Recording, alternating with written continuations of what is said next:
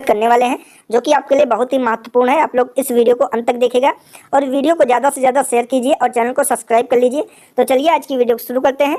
पहला क्वेश्चन है आज का, निम्नलिखित में से किसे मृतकों का टीला नाम से जाना जाता है, या मृतकों का टीला किसे कहा जाता है? तो आपका जवाब हो जाएगा मोहनजोदड़ो को कहा जाता है। ऑप्शन नंबर 20 का सही जवाब है। और मोहनजोदड़ो की खोज कब हुई थी और मोहनजोदड़ो की खोज किसके द्वारा हुई थी? तो आपका जवाब हो जाएगा 1922 ईस्वी में इसकी खोज हुई थी और राखल दास बनर्जी यानी कि आर.डी. बनर्जी ने इसकी खोज की थी। ये सिंधु नदी के किनारे स्थित है, ये ध्यान रखेंगे आप लोग। और मोहनजोदड़ो है कहाँ? तो ये पाकिस्तान में है। ऑप्शन नंबर 20 का सही जवाब है। अगला क्वेश्चन, ऋग्वेद का प्रमुख देवता कौन है? तो वैसे तो ऋग्वेद के प्रमुख देवता इंद्र हैं, जिनके लिए ऋग्वेद में 250 सूक्त हैं। अब ऑप्शन में नहीं दिया है तो 200 सूक्त अग्नि देवता के लिए हैं, तो ऑप्शन में अग्नि देवता है। ऑप्शन नंबर 20 का सही जवाब हो जाएगा। ऋग्वेद के प्रमुख देवता कौन है? तो अग्नि देवता। ऑप्शन नंबर 20 का सही जवाब है, ध्यान रखेंगे आप लोग। अगला क्वेश्चन, महावीर का जन्म कहाँ पर हुआ था? तो महावीर का जन्म 599 में हुआ था, जो कि कुंडग्राम वैशाली में हुआ था एडी। और लुम्बिनी में किसका जन्म हुआ था? तो लुम्बिनी में गौतम बुद्ध का जन्म हुआ था, ध्यान रखेंगे आप लोग। ऑप्शन नंबर 6 का सही जवाब है। अगला, दीवान खैरात नामक एक अलग विभाग की स्थापना किसने की? दीवान खैरात जो कि दान विभाग था, इसकी स्थापना फिरोज तुगलक के द्वारा की गई। ऑप्शन नंबर सी सही जवाब है। अगला, सूची 1 का सूची 2 से मिलान कीजिए तथा सूचियों के नीचे दिए गए संकेतों से सही उत्तर का चयन कीजिए। एक तरफ सम्राट दिए गए हैं, एक तरफ उनके मकबरे दिए गए हैं। तो बाबर का मकबरा कहाँ स्थित है? तो बाबर का मकबरा जो कि काबुल में स्थित है। अकबर का मकबरा कहाँ स्थित है? तो अकबर का मकबरा सिकंदरा में स्थित है। जहांगीर का मकबरा कहाँ स्थित है? जहांगीर का मकबरा लाहौर में स्थित है। और शाहजहां का मकबरा आगरा में स्थित है। तो इसका राइट जवाब हो जाएगा, सही ऑप्शन हो जाएगा ए का तीसरा, बी का चौथा, सी का पहला और डी का दूसरा। ऑप्शन नंबर सी इसका सही जवाब है, ध्यान रखेंगे आप लोग, ये इंपॉर्टेंट क्वेश्चन है। अगला सवाल, वह अंग्रेज जिसने सम्राट जहांगीर के दरबार में आकर भेंट किया? तो सम्राट जहांगीर के दरबार में आकर भेंट किसने की थी? तो सर थॉमस रो इनके दरबार में आया था, जहांगीर के दरबार में। ऑप्शन नंबर ए इसका सही जवाब है। अगला सवाल, अवध के अंतिम नवाब कौन थे? तो अवध के अंतिम नवाब वाजिद अली शाह थे। ऑप्शन नंबर सी इसका सही जवाब हो जाएगा, इंपॉर्टेंट क्वेश्चन है। अगला, मेरे शरीर पर पड़ी एक एक लाठी की चोट ब्रिटिश साम्राज्य के ताबूत की एक एक कील सिद्ध होगी, किस नेता ने कहा था? यह कथन किसका है? तो यह कथन लाला लाजपत राय का है। 1928 में साइमन कमीशन के विरोध में इन पर लाठियां बरसाई गई थी। उस समय ये घायल हो गए थे, तब इन्होंने कहा था कि मेरे शरीर पर पड़ी एक एक लाठी की चोट ब्रिटिश साम्राज्य के ताबूत की एक एक कील सिद्ध होगी। तो ऑप्शन नंबर 20 का सही जवाब है। अगला सवाल है, स्वतंत्रता प्राप्ति के समय भारतीय राष्ट्रीय कांग्रेस का अध्यक्ष कौन था? तो स्वतंत्रता प्राप्ति के समय यानी कि 1947 में भारतीय राष्ट्रीय कांग्रेस का अध्यक्ष कौन था, बताएंगे आप लोग। तो ये जे बी कृपलानी अध्यक्ष थे, क्योंकि 1947 कांग्रेस के 1946 कांग्रेस के मेरठ अधिवेशन में ये अध्यक्ष नियुक्त किए गए थे। उसके बाद 1947 में जे बी कृपलानी अध्यक्ष थे। ऑप्शन नंबर डी इसका सही जवाब होगा। अगला सवाल है, कर्जन ने भारत का विभाजन कब किया था? तो कर्जन ने भारत का विभाजन 1905 ईस्वी में किया था। ऑप्शन नंबर ए इसका सही जवाब है। अगला, पाक जल संधि भारत को किस देश से अलग करती है? या इस तरीके से क्वेश्चन पूछ सकता है कि पाक जल डमरू मध्य किन दो देशों के बीच स्थित है? तो आपका जवाब हो जाएगा श्रीलंका और भारत के बीच में स्थित है। ऑप्शन नंबर डी इसका सही जवाब है। अगला सवाल, उज्जैन किस नदी के तट पर स्थित है? या उज्जैन किस नदी के किनारे बसा हुआ है? तो ये क्षिप्रा नदी के किनारे बसा हुआ है। ऑप्शन नंबर 20 का सही जवाब है। अगला सवाल, जिम कॉर्बेट राष्ट्रीय उद्यान भारत के किस राज्य में स्थित है? इंपॉर्टेंट क्वेश्चन है। अब जिम कॉर्बेट राष्ट्रीय उद्यान का नाम बदल दिया गया है, अब इसका नाम रामगंगा राष्ट्रीय उद्यान पार्क रख दिया गया है, जो कि उत्तराखंड राज्य में स्थित है। ऑप्शन नंबर ए इसका सही जवाब होगा। अगला, एम्स्टर्डम की राजधानी है, तो एम्स्टर्डम किस देश की राजधानी है? तो ये नीदरलैंड की राजधानी है। आप लोग बताएंगे यूनाइटेड अरब अमीरात दुबई की राजधानी क्या है? तो दुबई की राजधानी क्या है, बताएंगे आप लोग। तो दुबई की राजधानी अबू धाबी है, ध्यान रखेंगे आप लोग, अबू धाबी इसकी राजधानी है। और नीदरलैंड की राजधानी एम्स्टर्डम है। दक्षिण कोरिया की राजधानी क्या हो जाएगी? तो दक्षिण कोरिया की राजधानी है सियोल। और इटली की राजधानी रोम है, ध्यान रखेंगे आप लोग। अगला सवाल है, कौन से पर्वत एशिया को यूते हैं? हिमालय, एंडीज, रॉकी या फिर यूराल पर्वत? तो यूराल पर्वत जो कि एशिया को यूरोप से अलग करता है और ये रूस देश में है, ये भी ध्यान रखेंगे। अगला, जीएसटी काउंसिलिंग की अध्यक्षता कौन करता है या फिर जीएसटी काउंसिल का अध्यक्ष कौन होता है? तो भारत के वित्त मंत्री होते हैं जीएसटी के अध्यक्ष, ध्यान रखेंगे आप लोग। ऑप्शन नंबर डी इसका सही जवाब है। अगला सवाल, वाणिज्यिक बैंकों का राष्ट्रीयकरण कब किया गया था? तो ये जुलाई 1969 में 14 बैंकों का राष्ट्रीयकरण किया गया था। ऑप्शन नंबर सी इसका सही ऑप्शन हो जाएगा। उसके बाद 6 बैंकों का राष्ट्रीयकरण बाद में इसके बाद किया गया, जो कि 1980 में किया गया, ये भी ध्यान रखेंगे आप लोग। दोनों टाइम इंदिरा गांधी थी प्रधानमंत्री, ये भी ध्यान रखेंगे। अगला सवाल, CRR का असंक्षिप्त रूप क्या है? तो CRR का रूप क्या होता है? तो CRR का मतलब होता है कैश रिजर्व रेशियो, यानी कि नगद आरक्षित अनुपात। ऑप्शन नंबर 20 का सही जवाब होगा।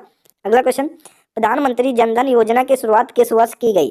तो प्रधानमंत्री जनधन योजना की शुरुआत 2014 में की गई, ध्यान रखेंगे आप लोग। ऑप्शन नंबर 20 का सही जवाब है। अगला, आर्थिक कार्यों के क्षेत्र मुख्यतः कितने भागों में बटे हुए हैं? या आर्थिक कार्यों के क्षेत्र कितने भागों में बटे हुए हैं? तो प्राथमिक, द्वितीयक और तृतीयक, जिसे तृतीयक क्षेत्र को सेवा क्षेत्र के नाम से भी जाना जाता है। तो आपका जवाब हो जाएगा 3 क्षेत्रों में बटा हुआ है। ऑप्शन नंबर 30 का सही जवाब है। अगला, भारतीय संविधान की प्रस्तावना में किस प्रकार के न्याय की बात नहीं कही गई है? लोकतांत्रिक, सामाजिक, आर्थिक, राजनैतिक। तो भारतीय संविधान की प्रस्तावना में लोकतांत्रिक न्याय की बात नहीं कही गई है। ऑप्शन नंबर ए इसका सही जवाब होगा। अगला क्वेश्चन, अभिव्यक्ति की स्वतंत्रता किस मौलिक अधिकार के अंतर्गत आती है? तो अभिव्यक्ति की स्वतंत्रता जो कि स्वतंत्रता का अधिकार के अंतर्गत आती है, और ये संविधान के 19A अनुच्छेद के अंतर्गत आता है। 19A या 19 का के अंतर्गत आता है। इंपॉर्टेंट क्वेश्चन है। ऑप्शन नंबर 20 का सही जवाब है। अगला, निम्नलिखित में से कौन से भारतीय संसद के संगठक हैं? तो संसद जिसका अनुच्छेद 79 से संबंध है संविधान में, तो राष्ट्रपति, राज्यसभा और लोकसभा, ये तीनों से मिलकर बनी होती है संसद। आप इस तरीके से याद रखेंगे। इसकी एक ट्रिक है सरला। तो सा से संसद जो कि अनुच्छेद 79 है, रा से राज्यसभा जो कि 80 है, और ला से लोकसभा जो कि अनुच्छेद 81 के अंतर्गत है। ध्यान रखेंगे आप लोग। अगला क्वेश्चन, भारत में उच्च न्यायालय की मुख्य न्यायाधीश बनने वाली पहली महिला कौन थी? तो भारत में उच्च न्यायालय की मुख्य न्यायाधीश बनने वाली पहली महिला जो कि लीला सेठ थी। और सुप्रीम कोर्ट की मुख्य न्यायाधीश बनने वाली पहली महिला कौन थी? तो ये फातिमा बीबी थी। ध्यान रखेंगे आप लोग। इस क्वेश्चन का आंसर हो जाएगा उच्च न्यायालय की मुख्य न्यायाधीश बनने वाली पहली महिला जो कि लीला सेठ थी। ऑप्शन नंबर 6 का सही जवाब है। अगला, किसी राज्य के राज्यपाल के रूप में नियुक्ति के लिए भारत के संविधान द्वारा निर्धारित न्यूनतम आयु कितनी होनी चाहिए? तो न्यूनतम आयु राज्यपाल बनने के लिए 35 साल होनी चाहिए, जिसका जिक्र अनुच्छेद 157 के अंतर्गत किया गया है। 157 जो कि राज्यपाल की आयु से संबंधित है। अगला सवाल, जब किसी वस्तु के दो समानांतर समतल दर्पणों के बीच रखा जाता है तो बने हुए प्रतिबिंबों की संख्या कितनी होती है? तो जब किसी वस्तु को दो समानांतर समतल दर्पणों के बीच में रखा जाता है तो बने हुए प्रतिबिंब कितने होते हैं? तो अनंत होते हैं, कई सारे देखते हैं उसमें। ऑप्शन नंबर 20 का सही जवाब है।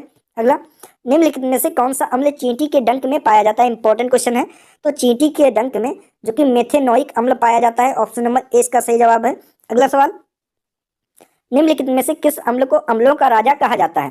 कार्बोनिक अम्ल, फास्फोरिक अम्ल, नाइट्रिक अम्ल या फिर सल्फ्यूरिक अम्ल? तो सल्फ्यूरिक अम्ल को अम्लों का राजा कहा जाता है। इंपॉर्टेंट क्वेश्चन है। ऑप्शन नंबर 20 का सही जवाब है। अगला क्वेश्चन, कवकों के अध्ययन को क्या कहा जाता है? तो कवकों का अध्ययन माइकोलॉजी के अंतर्गत किया जाता है। ऑप्शन नंबर 6 का सही जवाब है। अगला क्वेश्चन, निम्नलिखित में से कौन से जल में घुलनशील विटामिन है? ऑप्शन है ए, सी, के और डी। तो इनमें जल में घुलनशील विटामिन कौन कौन से हैं? तो ऑप्शन नंबर बी सही हो जाएगा, विटामिन सी, जो कि जल में घुलनशील है। विटामिन बी और विटामिन सी, ये दोनों विटामिन जल में घुलनशील होते हैं, बाकी विटामिन वसा में घुलनशील होते हैं। ये ध्यान रखेंगे आप लोग। अगला सवाल है, हिंदी का क्वेश्चन करते हैं। निम्नलिखित में पुल्लिंग शब्द कौन सा है? नदी, पानी, इलायची, प्यास। तो इनमें से पुल्लिंग शब्द कौन सा है? तो पानी पुल्लिंग शब्द है। ऑप्शन नंबर 20 का सही जवाब है। अगला क्वेश्चन, कपटी मित्र के लिए सही मुहावरा क्या है? दांत काटी रोटी, आस्तीन का सांप, अक्ल की दुम या आबनूस का कुंदा। तो आस्तीन का सांप इसके लिए सही मुहावरा है। ऑप्शन नंबर 20 का सही जवाब है। अगला, विनय पत्रिका की भाषा कौन सी है? तो विनय पत्रिका की भाषा ब्रज भाषा में इसकी रचना की गई है। ऑप्शन नंबर सी इसका सही जवाब है। अगला, कौन सा शब्द भ्रमर का पर्यायवाची शब्द नहीं है? तो सलभ, चंचरीक, सिलीमुख या फिर मिलिंद। तो भ्रमर शब्द का पर्यायवाची जो कि सलभ नहीं है। ऑप्शन नंबर ए इसका सही जवाब है। अगला सवाल, निम्नलिखित वाक्यों में शुद्ध वाक्य कौन सा है? श्री कृष्ण के अनेकों नाम हैं। भगवान श्री कृष्ण के अनेकों नाम का उल्लेख मिलता है। श्री कृष्ण के अनेकों नामों से पुकारा जाता है, या श्री कृष्ण के अनेक नाम हैं। तो इनमें से सही वाक्य कौन सा है? तो ऑप्शन नंबर डी सही हो जाएगा, श्री कृष्ण के अनेक नाम हैं। ऑप्शन नंबर डी इसका सही जवाब है, ये सही वाक्य है। अगला, भारत संयुक्त अरब अमीरात यूएई व्यापक आर्थिक भागीदारी समझौता CEPA किस तिथि से आधिकारिक रूप से लागू कर दिया गया है? तो ये लागू किया गया है 1 मई 2022 से। ध्यान रखेंगे आप लोग, इंपॉर्टेंट क्वेश्चन है। अगला, देश के पहले अनाज आधारित इथेनॉल संयंत्र की स्थापना कहाँ पर की गई है? ऑप्शन है रोहतक, रायपुर, मथुरा, पूर्णिया। तो देश के पहले अनाज आधारित इथेनॉल संयंत्र की स्थापना पूर्णिया में की गई है। ऑप्शन नंबर डी इसका सही जवाब है। अगला, फरवरी 2022 में भारतीय प्रतिभूति एवं विनिमय बोर्ड सेबी ने किसकी अध्यक्षता में वैकल्पिक निवेश नीति पर सलाहकार समिति का पुनर्गठन किया है? तो ये किया गया है किसकी? NR नारायण मूर्ति की अध्यक्षता में। ऑप्शन नंबर 20 का सही जवाब हो जाएगा। अगला सवाल है, मई 2022 में इंडियन ऑयल कॉर्पोरेशन IOCL ने असम के किस जिले में पायलट आधार पर मेथनॉल के मिश्रण वाला M15 पेट्रोल लॉन्च किया है? तो ये कहाँ लॉन्च किया है, किस जिले में? तो तिनसुकिया में लॉन्च किया। ऑप्शन नंबर सी इसका सही जवाब होगा। अगला, हाल ही में भारतीय विज्ञान संस्थान IISc बेंगलुरु के नेतृत्व में किए गए अध्ययन में किस नदी में माइक्रोप्लास्टिक पाया गया है जिसके कारण मछलियों में विकास प्रभावित हो रहा है? तो ये किस नदी में पाया गया है? तो ये कावेरी नदी में पाया गया है। ऑप्शन नंबर ए सही जवाब है। अगला, मार्च 2022 में केंद्रीय मंत्री नितिन गडकरी ने नई दिल्ली में विश्व की सबसे उन्नत तकनीक विकसित green hydrogen fuel cell electronic वाहन लॉन्च किया है। लॉन्च किए गए वाहन का नाम क्या है? तो इस वाहन का नाम है Toyota Mirai. Option number D इसका सही जवाब है। अगला, फरवरी मार्च 2022 में 5 राज्यों में विधानसभा चुनाव संपन्न हुए। विकल्प में कौन सा राज्य इन 5 राज्यों में शामिल नहीं है? गोवा, उत्तराखंड, पंजाब, इन तीनों में चुनाव थे जबकि सिक्किम में चुनाव नहीं थे। तो ऑप्शन नंबर 20 का सही जवाब हो जाएगा।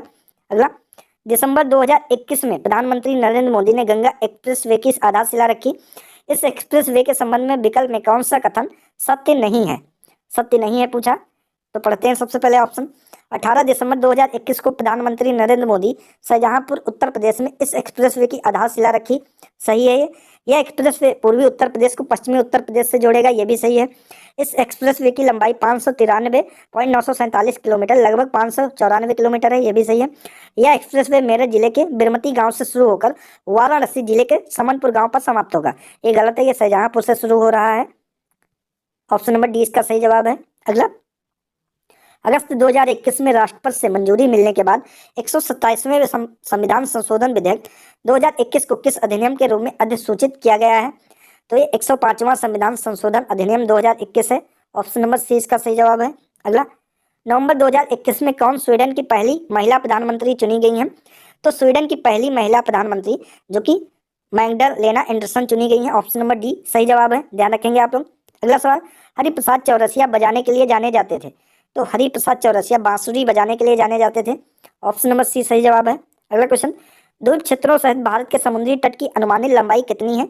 तो द्वीप क्षेत्रों सहित भारत के समुद्री तट की अनुमानित लंबाई 7516.6 किलोमीटर है। ऑप्शन नंबर सी इसका सही जवाब है। अगला, निम्नलिखित में से कौन सा देश आसियान का सदस्य नहीं है? कंबोडिया, चीन, लाओस, फिलीपींस। तो इनमें से कौन सा देश जो कि आसियान का सदस्य नहीं है? तो चाइना नहीं है, चीन नहीं है। ऑप्शन नंबर बी सही जवाब है। अगला, BC राय पुरस्कार किस क्षेत्र में दिया जाता है? तो BC राय पुरस्कार जो कि चिकित्सा के क्षेत्र में दिया जाता है। Option number C correct option है। निम्नलिखित में से दुनिया का सबसे छोटा पक्षी कौन सा है? तो वी हमिंगबर्ड जो कि दुनिया का सबसे छोटा पक्षी है। ऑप्शन नंबर ए सही जवाब है। अगला, धनपत राय श्रीवास्तव किस नाम से मशहूर हैं? तो धनपत राय श्रीवास्तव जो कि प्रेमचंद नाम से मशहूर हैं। Option number A correct option है।